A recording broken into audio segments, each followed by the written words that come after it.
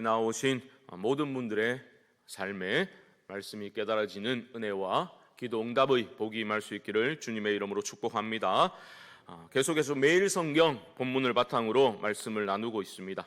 요한복음을 보면요, 요한복음 전체를 둘로 나누어서 학자들은 보통 그렇게 나누어 보는데요, 전반부를 표적의 책이라고 칭합니다. Book of Signs, 표적들이 많이 나타나기 때문에 표적의 책이라고 부르고요, 오늘부터 시작되는 12장부터는 후반부인데요, 후반부는 영광의 책이라고 부릅니다. Book of Glory, 영광의 책이다라고 학자들은 분류를 합니다. 그런데 요한이 말하는 영광은 세상이 말하는 영광과는 전혀 다른 그러한 영광입니다. 바로 십자가의 영광, 그것이 참된 영광이다라고 요한은 계속해서 강조합니다. 요한이 사용하는 독특한 표현이 있는데요, 바로 영광의 때라는 표현입니다. 요한복음을 읽어나가다 보면 영광의 때라는 표현이 자주 등장하는데요, 그것은 바로 예수 그리스도께서 십자가에 달려 죽으시는 때를 요한은 영광의 때다라고 말하고 있는 것을 우리는 잊지 말아야 합니다. 십자가의 길이 우리는 그냥 영광의 길이다 이렇게 말하는데, 왜 영광의 길인지를 제대로 우리가 이해할 때에 그 길을 우리는 따라 걸을 수 있을 겁니다. 저마다 예수를 믿는다고 하면서도 제각각 품고 있는 영광에 대한 개념이 매우 다릅니다. 제각각입니다. 하지만 오늘 본문에 기록된 한 여인의 특별한 행동을 통해서 우리는 참된 영광은 이런 것이로구나 발견할 수 있기를 바랍니다. 영광스러운 길을 걷기 위해서는 참 우리에게 이런 것이 요구되는구나 라는 것을 다시 한번 발견하는 그런 시간이 되면 좋겠습니다. 때는 유월절 엿새 전이라고 오늘 본문은 밝히고 있습니다. 유월절 엿새 전이라는 것은 유월절 어린 양으로 오신 예수님의 죽음이 임박했다라는 의미이기도 합니다. 그런데 장소가 어디입니까? 바로 베다니입니다. 베다니는 1절 하반절에서 설명하고 있듯이 주님께서 죽은 나사로를 살리신 곳이 바로 베다니입니다. 사실 베다니의 나사로 집은 예수님의 또 제자들과의 그 아지트라고 보셔도 무방합니다. 주님은 나사로, 마르다, 마리아와 아주 각별한 그러한 친밀한 관계를, 교제를 나누셨습니다. 그 죽은 나사로를 우리 주님께서 살리셨죠.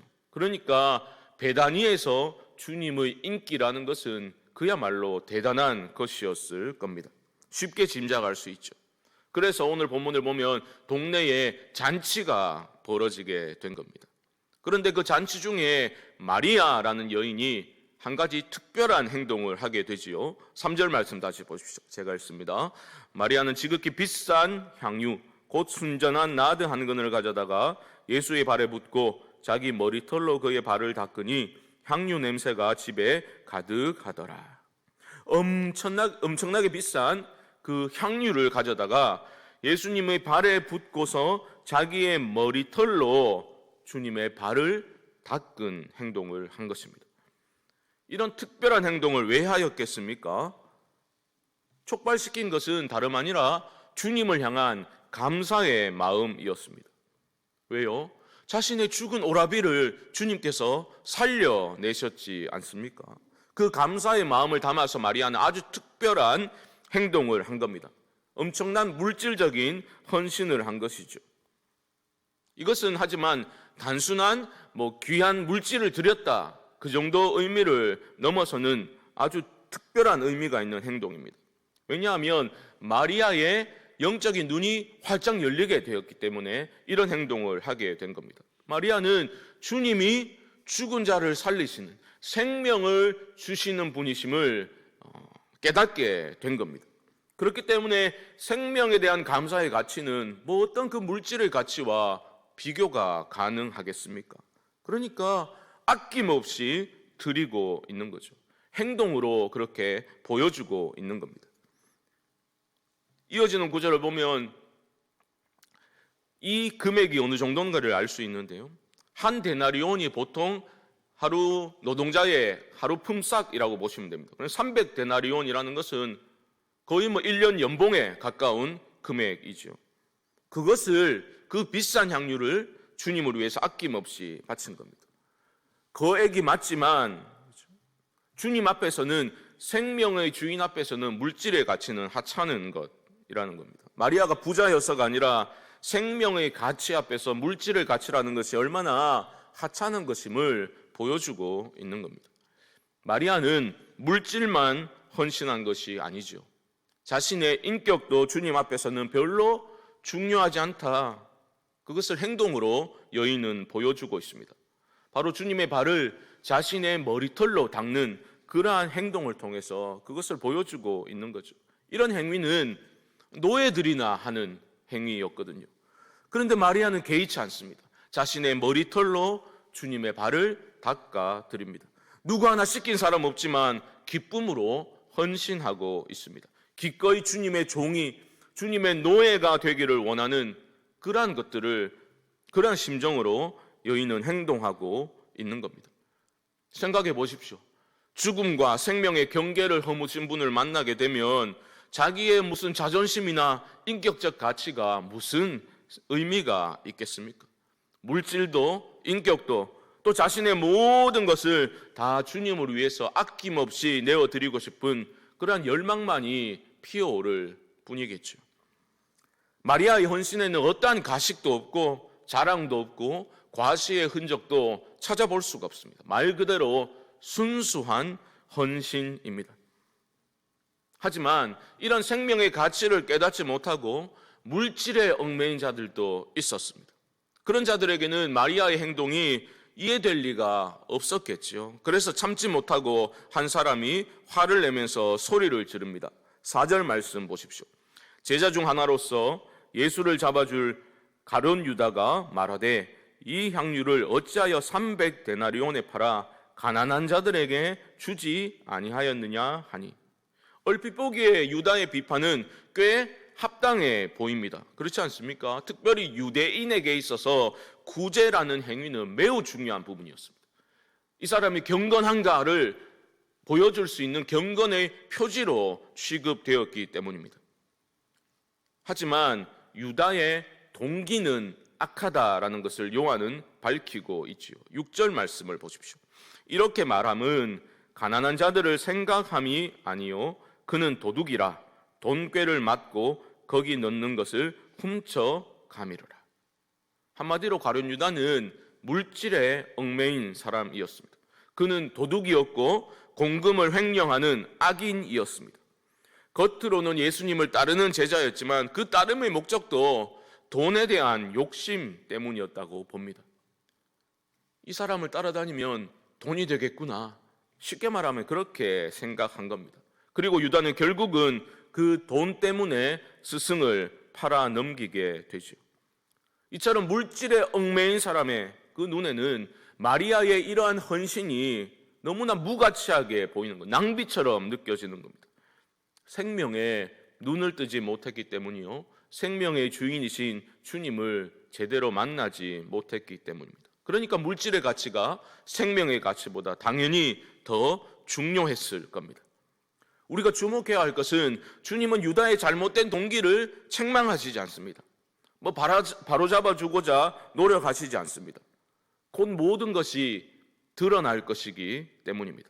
대신에 그런 유다의 발언으로 인해서 당황해하고 있었을 마리아에게 주님은 관심을 기울이고 계십니다. 7절 말씀 보십시오. 예수께서 이르시되 그를 가만두어 나의 장래할 날을 위하여 그것을 간직하게 하라. 이 말씀은요, 왜라노 분위기가 이래 좋은데 이 정도 차원의 수준의 말씀이 아닙니다. 주님은 그 여인의 헌신을 메시아의 장례식을 미리 준비한 것으로 해석해주고 계신 거예요. 그 헌신의 행위를 주님이 해석해 주시고 의미를 부여해 주신 겁니다. 마리아는 모르고 행동한 거예요. 의도하고 내가 그리스도의 장례식을 미리 예비해야지 의도하고 그런 행동을 한 것이 아니었습니다. 그저 주님을 사랑하기 때문에 주님을 향해서 감사를 표현하고 싶었고 그녀의 사랑을 표현하고 싶었을 뿐입니다. 생명의 주님이시기 때문에 그분을 위해서 무엇인가 하고 싶어서 헌신을 했던 것뿐인데 주님은 그러한 그녀의 행동이 얼마나 가치 있는 것인지를 해석을 통해서 의미를 부여해주고 계신 겁니다. 물론 이렇게 생각해 볼 수도 있습니다.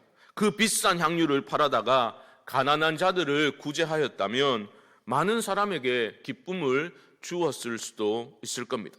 하지만 우리 주님은 구제의 의미를 약화시키고 계신 것이 아니라 참된 구제가 어떻게 이루어져야 되는지를 우리에게 보여주고 계신 겁니다. 주님에게서 참된 생명을 발견하고 그 주님을 위해서 자신의 물질과 인격과 모든 것을 아낌없이 쏟아부을 수 있는 사람만이 진정으로 가난한 자들을 위해서 물질도 붓고 자신의 삶 또한 부을 수 있다라는 것을 주님은 우리에게 알려주고 계신 겁니다. 어떻습니까? 저는 오늘 본문을 묵상하면서 그 마리아의 모습, 주님 앞에 그 비싼 향유를 쏟아붓고 자신의 머리털로 주님의 발을 닦아주는 그 모습을, 여인의 모습을 한번 머릿속에 그려보았습니다. 그리고 찾아온 것은 부끄러움이었습니다. 왜 나의 신앙 고백은 왜 항상 입술의 고백을 넘어서지 못할 때가 많은가? 참 부끄러웠습니다. 신앙 고백은 그 잘난 입으로만 하는 게 아니라 행동으로, 삶을 주님께 아낌없이 쏟아 부음으로 하는 것인데, 그분 발 앞에 엎드려서 이것저것 따지지 않고 그 발에 입을 맞추고 내 모든 것을 주님께 드리며 주인님, 주인님이라고 부르며 진정으로 섬기는 삶으로 신앙 고백을 해야 되는데 왜 그렇게밖에 하지 못할까? 그런 무거운 마음이 들었습니다. 그런 무거운 마음은 저만의 것은 아니라고 생각되어집니다. 우리는 얼마나 돈 앞에서 절절 매고 살아갑니까? 얼마나 돈을 목숨처럼 여기며 살아갑니까? 그러니까 우리의 영혼이 피폐해져 가는 겁니다. 우리 모두는 주님을 주님으로 제대로 만나야겠습니다. 그 주님 앞에 엎드려야 할 것입니다. 그것만이 진정으로 영광된 삶을 향해서 걸어갈 수 있는 첫걸음을 떼는 것입니다. 그것만이 공동체가 참된 영광을 목도하고 누릴 수 있는 유일한 방법일 것입니다. 이 단순한 진리를 우리 모두가 이 아침에 마음에 새기고 참된 헌신을 통해서 우리가 참된 영광의 눈을 뜨고 이 영광의 길을 함께 걸어가는 복된 우리 성광교회 공동체가 될 수 있기를 주님의 이름으로 간절히 축원드립니다. 기도하겠습니다. 하나님, 우리를 위해서 아낌없이 물과 피를 쏟으신 그 주님을 위해서 우리는 무엇을 쏟으며 살아가고 있는지를 이 아침에 하나님 찔림으로 말씀을 받습니다. 부끄러움으로 말씀을 받습니다. 하지만 하나님의 은혜는 언제나 다시 시작할 용기를 주시는 그러한 은혜인 줄 믿습니다. 말씀을 마음에 새기고 그 물질의 어떠한 가치가 아니라 주님의 가치를 발견하게 하시고 주님 앞에 우리의 삶을 쏟아 놓을 수 있는 그러한 참된 헌신이 우리 모두에게 회복되어질 수 있도록 하나님 더 큰 은혜를 우리에게 부어 주옵소서. 지금은 우리 주 예수 그리스도의 크신 은혜와 하나님 아버지의 무한하신 사랑하심과 성령님의 교통하심이 아낌없이 주님 앞에 모든 것을 쏟아넣기를 소망하는 사랑하는 성도님들의 심령 가운데 지금부터 영원토록 함께 있을지어다. 아멘.